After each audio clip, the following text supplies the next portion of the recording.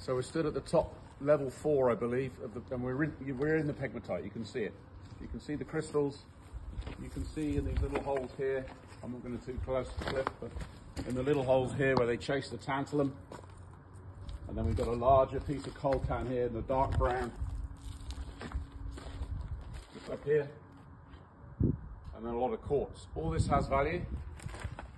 So the engineers are pulling it down 2 meters at a time per level, sorting it lower down, which is the next part. We'll go through the process here. We're going to go through the flow sheet from start to finish to explain exactly where things are done, how it's done, and what the processing is involved. Your rod pad, or your temporary rod pad, over the side. Here. Taking it to the screen. Just wanted to make, so this is the first part of our processing. Having at 300 tons per hour, now from 70 down to 80.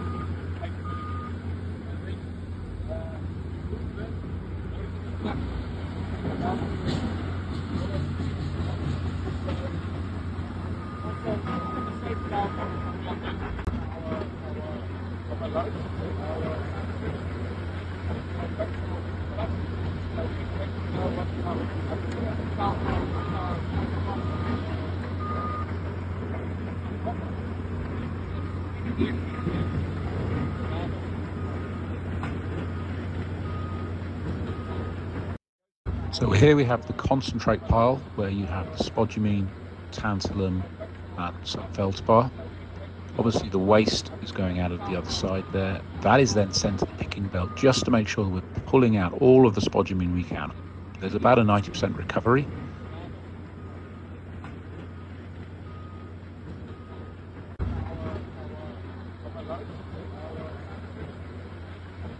That's around this side is where the value is coming out. So we've got a concentrate here. It's probably 25% of the material going into the Rados plant. It's coming out the far side here. So you do have a mixture of spodumene, coltan, tantalum, and they've shut the plant off for us, which is great because it keeps it quieter. And then the control room is just in there. The next stage is to have a leach plant because we've got a lot of fine material which we need to separate, which is already separated actually, but you put it through a leaching plant. But that's the next step for us, with obviously the next step of the investment. This has only been running 14 days, so we're still, this Rados plant is learning as it goes along. It's sorting now 18 to 20 different types of spodumene. So we can show this is where the analyzer is. And this is the analyzer within the analysis. They've shut it down for us so we can actually see in it. So the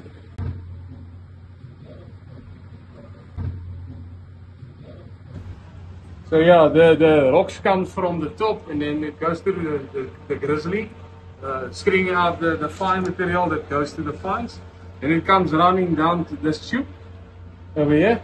And if you'll see there's the little sensor, the clever piece of equipment that we are talking about. So the rock falls down here, it has milliseconds to read where it must go.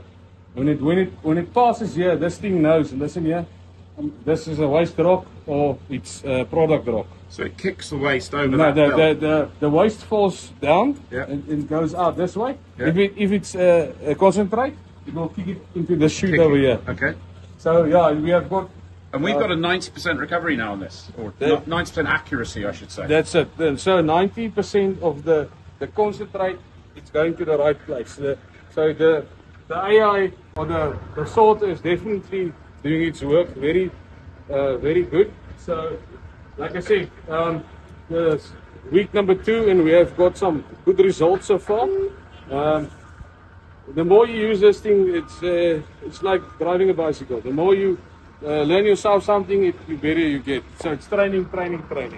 And obviously advantage, we're learning. Yes. We're only in day 14, as you say, yes. And this is learning as well.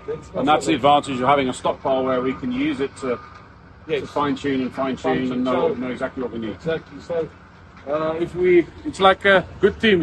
If you gel everything, everything is going to run smooth. All right. Okay. So this is all feldspar. So even though the lithium price may be low at the moment, all this feldspar is valuable product. In other bags over here, we have the mica. In this row, here we've got spodumene and some tantalum in this bag. And this is the high value.